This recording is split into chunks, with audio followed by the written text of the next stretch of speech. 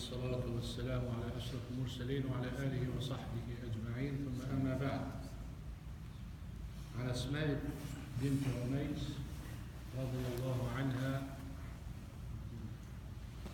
قالت بعد أن رجعنا من الحبشة. أسماء بنت عميس هي زوجة جعفر بن أبي طالب رضي الله عنه. بعد أن رجعنا من الحبشة أتيت نساء النبي صلى الله عليه وسلم فسألتهن هل نزل فينا معشر النساء شيء من القرآن. أسماء بنت عميس, the wife of Ja'far ibn Abi Talib radiallahu anhu, the first migration that the Muslims went to Abyssinia or to Al-Habasha, after they came back, she went to the wives of Prophet Muhammad sallallahu alaihi wasallam and asked them, did any revelation come down, anything from Allah subhanahu wa ta'ala, something talking about us women? فَقُلْنَا لَا فَقَالَ خَسِرْنَا وَخِبْنَا. They told her no. She said, we're doomed, we're losers. So she went to Prophet Muhammad sallallahu alayhi wa sallam, فذهبت للنبي صلى الله عليه وسلم فقالت له ما قالت فقال لما. So she told him, and she told him the reason why. He told her sallallahu alayhi wa sallam why. So she told him, الرجال يذكرون بخير ونحن لا نذكر. This is in a different report from Ibn Abbas radiallahu anhu. She said men are mentioned good in the Quran and women are not. So we're not that good. From this, I want to point something that there are rules in our religion, basic rules that we understand sometimes we don't. But even when we understand it, we still have the tendency that we want it explained more. Like for example, when Allah subhanahu wa ta'ala talks to men, addresses men, women are included. That's automatic. This is a known rule. Men are mentioned, women always included unless there's an exception. So this is known. Even with that, known to them, women are desiring something specific for them. Everyone likes to have something special for them. So when she said that to Prophet Muhammad sallallahu alaihi wasallam, naturally he doesn't have the answer, and when he doesn't have the answer, he's silent.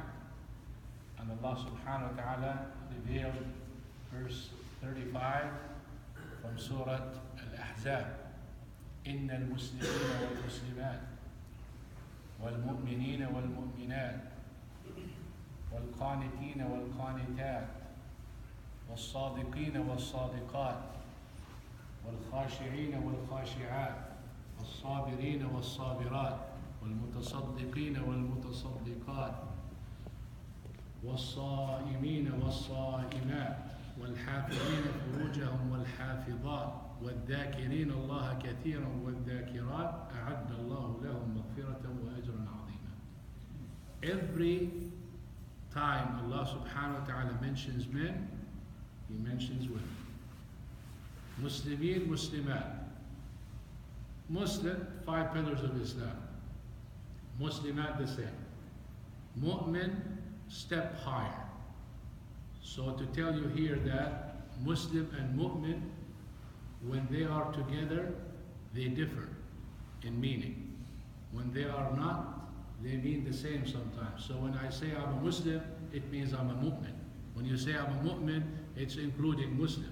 But when both of them come at the same time, Islam means the 5 pillars of Islam, Iman means the 5 pillars of Iman.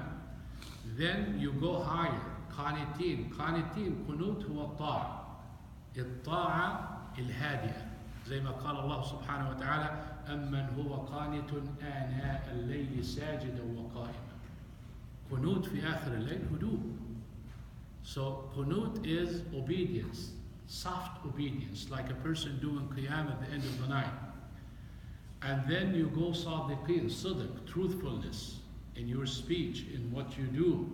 Because as-sidq yahdi ila al-birr, wal-birr yahdi ila al-jannah. Truthfulness leads to righteousness, and righteousness leads to Jannah. So sadiqeen, then khashi'een. Khashi'een, khushu' is humbleness, humility. Whether the way you talk, or the way you walk, or the way you act, or the way you pray, it is a character that everyone should have. It doesn't mean weakness. A lot of people misunderstand that, and they walk like barely can walk, or they're about to die. That's not what khushu' is all about. Khushu' is to be humble with firmness. Look at the Prophet ﷺ, how when he walks, and how when he's like the companions described him as if he is going downhill. Firm, fast, and at the same time with humbleness. Humbleness is not like you walking and you're looking around and you're doing things like that. You're focused, you're all there. So you have khashi'een. After the khashi'een, you have sabirin, patience. Patience on what?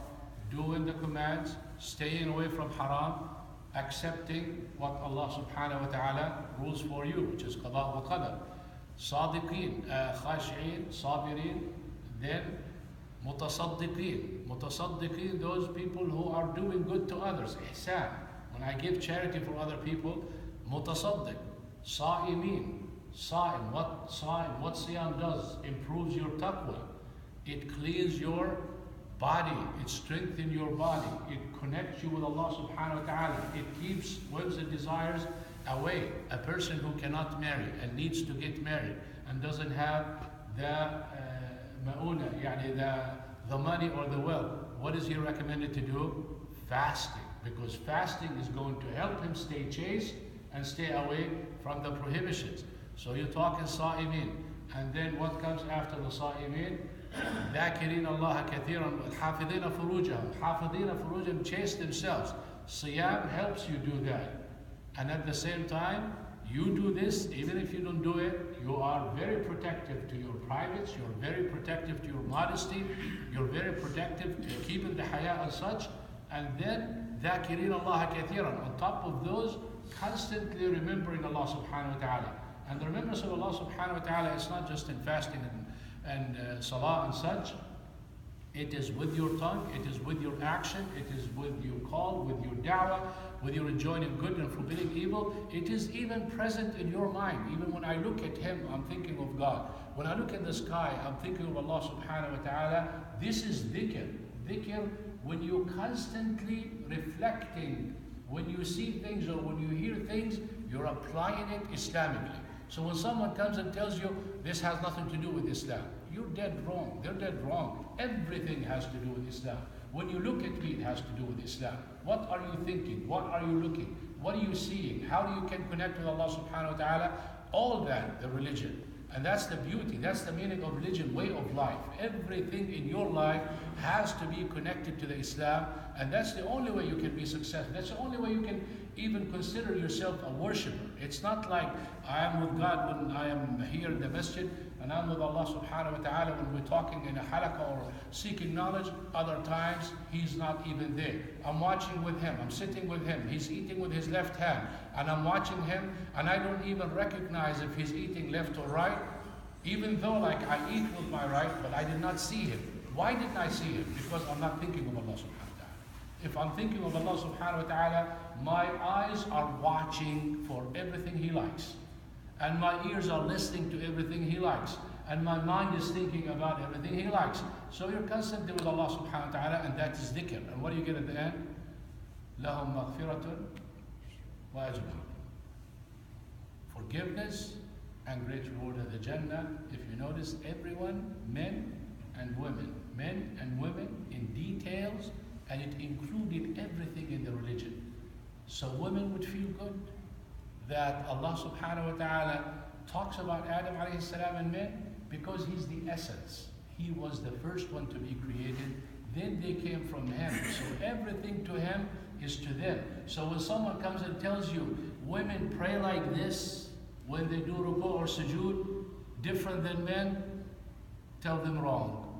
Prophet Muhammad sallallahu alaihi wasallam said, "Sallu kama ra'aytumuni usalli," to men, and that includes women. And he never went to women. He said, "Okay, as for you sisters, this is how you pray." It's exactly no difference. Men and women pray the same way, because that's the command of Prophet Muhammad sallallahu alaihi wasallam, to pray the way we saw him, and this is how we saw him. Men saw him, women saw him, and women are included anyway in that. So this is just thought that we share that with you to show you that sometimes if you deal with someone and you know that they should know how you think or how you deal with them, be a little bit more specific and let them know. Like, it's not like, oh, you know that I love you. No, come and tell me you love me. That way I feel much better than knowing that you love me. So we need sometimes to have that. Sahabiyat comes and ask and think that they're losers and they're going like to hell simply because Allah subhanahu wa ta'ala did not address them specifically, even though they know they're included. What about us? So hopefully we learn a lesson from that. سبحانك اللهم وبحمدك نشهد